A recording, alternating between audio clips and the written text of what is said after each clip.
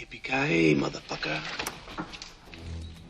The charming John McClane, a great American hero brought to life by the charisma of Bruce Willis. How could you not fall in love with this version of Bruce? Die Hard put Willis on the map, and Hollywood had a new star set for greatness. But the man we see 40 years later. Yes, you heard that right. Walter Bruce Willis was born in the small German town of Oberstein in 1955 and would go on to become a Hollywood legend. His father was an American soldier who served in Germany, where he met his wife and Bruce's mother, a German woman called Marlene. But the family did not stay in Germany for long. In 1957, the 2-year-old Bruce and his parents moved to the USA. The Willis family settled in New Jersey, and Bruce looked up to his father from a young age. He saw how his father made an honest living working jobs such as a welder and factory worker. This image of a former military man and hard worker that Bruce saw in his father became the calling card Bruce had in his acting career. But we will get to that later. From an early age, Bruce was a popular child with a good sense of humor. He liked to play pranks. There was just one thing overshadowing young Bruce. He had a stutter, and when he really started to worry, he could not utter a single word. An unexpected solution to this problem was the school drama club. As soon as Bruce went on stage in front of a packed hall, his stutter went away. Acting classes cured his stutter and sparked a dream to become an actor. But first he had to find a more reliable form of income. So after graduating high school, Bruce followed in his father's footsteps and found a real job. His first job was at a chemical plant, and then he got a job as a security guard. After saving some money and building up some experience,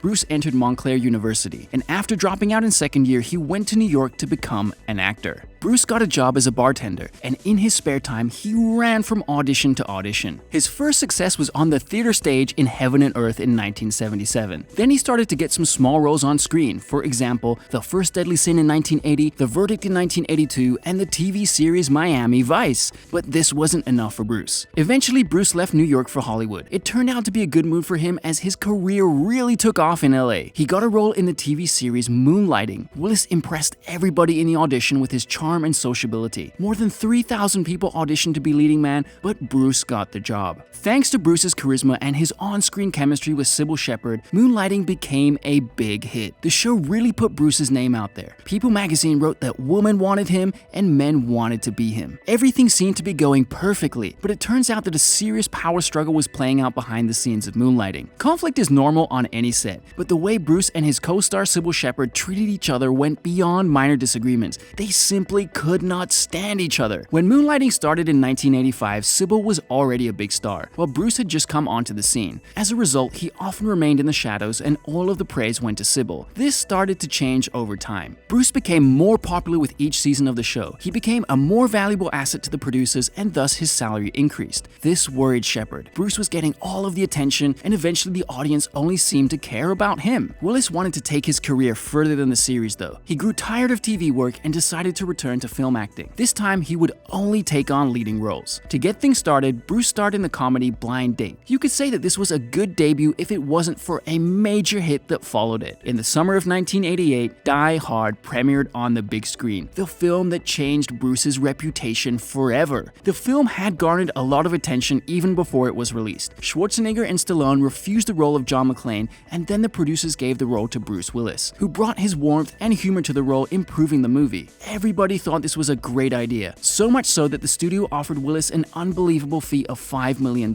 Everyone waited for the film with bated breath for the film to be released, and it did not disappoint. Bruce's performance was phenomenal. He performed all of his own stunts as the heroic John McClane, not to mention his iconic "Yippee-ki-yay, motherfucker" line. All of this came together to make a timeless classic and immortalize Bruce as a cinematic icon. Die Hard was a huge success. Unfortunately for the team over at Moonlighting, the triumph of Die Hard was the nail in the coffin for their series. After the success of the movie, Bruce was the brightest star in all of Hollywood, and now he felt free to voice his opinion. Bruce completely gave up on hiding his feelings towards Sybil, blaming her for all the problems the show faced. There were 6 or 7 seasons of the show planned, but after Willis's career skyrocketed, he refused to work on the show, citing Shepherd's consistent tardiness. He claimed that because of her, he had to stay on site for months, often working 7-day weeks. As a result, Moonlighting was was cancelled after 5 seasons, and Bruce said that he would never work in TV again. He stuck to his word, besides his unexpected appearance in several episodes of Friends as a guest star. However, it would become clear later that Sybil was not the only person who found it impossible to please Bruce. He didn't make many friends with other actors or directors. On the set of the Die Hard sequel, he often complained that he didn't like the film and that the project was on the verge of collapse. The studio tried to smooth everything out and keep Bruce happy. Despite these problems, and the fact the sequel did not turn out quite as good as the first film, it still made $240 million at the box office with a budget of just $70 million.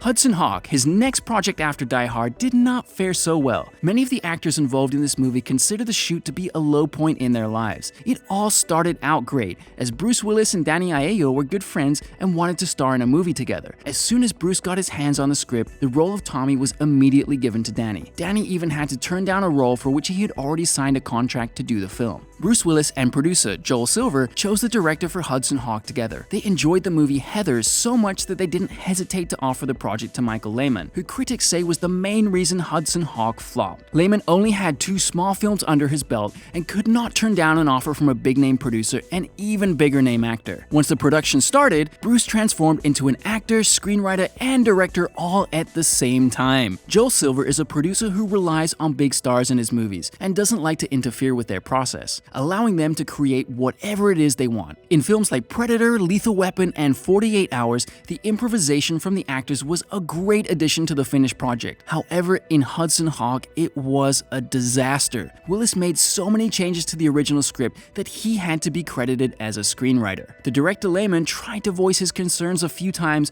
but Bruce made such a fuss that the producers asked Lehmann not to get in the star's way. The film completely flopped and received the Golden Raspberry Award for Worst Screenplay. Bruce blamed everything on the studio. Joel Silver came to Willis's defense and worked with Bruce one more time on The Last Boy Scout. During the shoot for this movie, Bruce constantly argued with his co-star Damon Wayans. The director of Striking Distance had a similar experience with Bruce to that of Michael Lehmann. Bruce started to make his own additions to the script, and it got to the point that at the first test screening, the audience hated what they saw. The screenwriters got together and paid a lot of money to reshoot the film. Bruce Willis was furious that he was forced to work on a film that had to be shot again from square one. Rowdy Harrington, director and one of the screenwriters for Striking Distance, treated Bruce well. However, his courtesy was not reciprocated. The actor often snapped at the director and ignored his instructions. The film was a huge flop at the box office and practically ended Rowdy's career. Bruce went 3 years after that without any scandals on set. 3 films starring Willis were released in this time. Only one of them, North, was not a success, but the other 3 strengthened his damaged reputation: Pulp Fiction, Die Hard with a Vengeance, and 12 Monkeys. This was followed by a minor setback. Walter Hill, who directed Last Man Standing, says that although he had no direct conflict with Willis, the actor argued against all of his decisions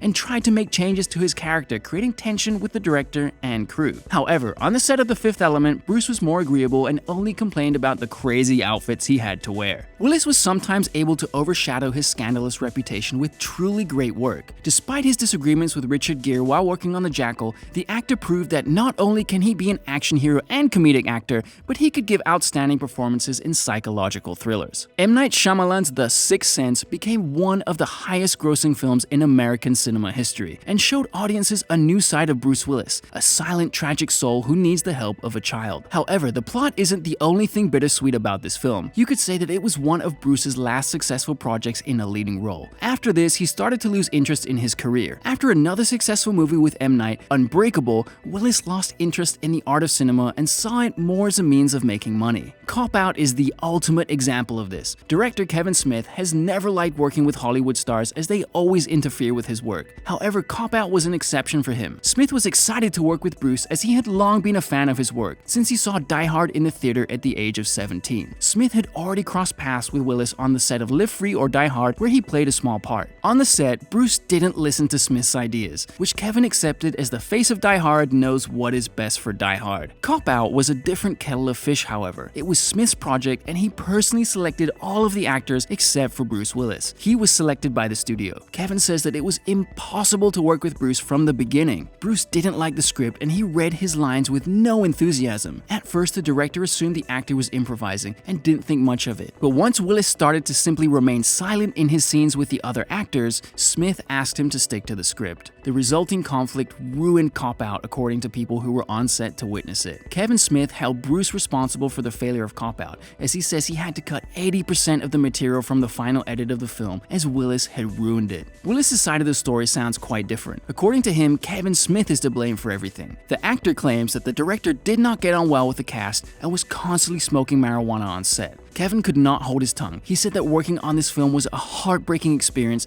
and that Bruce is the most aggressive and unpleasant person he has ever met in his life. As Bruce's popularity declined, fewer and fewer studios and directors were willing to work with him. His greed and pompous demands added to all of this. In 2010, Bruce Willis starred in the first Expendables, as well as the sequel in 2012. When the time came to shoot the third installment of the series, Stallone asked Willis to return to his role. Bruce gave an unexpected condition in response. He was offered $3 million for 4 days of filming in Bulgaria, but Bruce demanded an extra million, making his rate $1 million a day. By this time, Willis was not the box office draw he once was, and Stallone's offer of $750,000 a day already seemed very generous. Bruce was not happy with it and insisted on $4 million.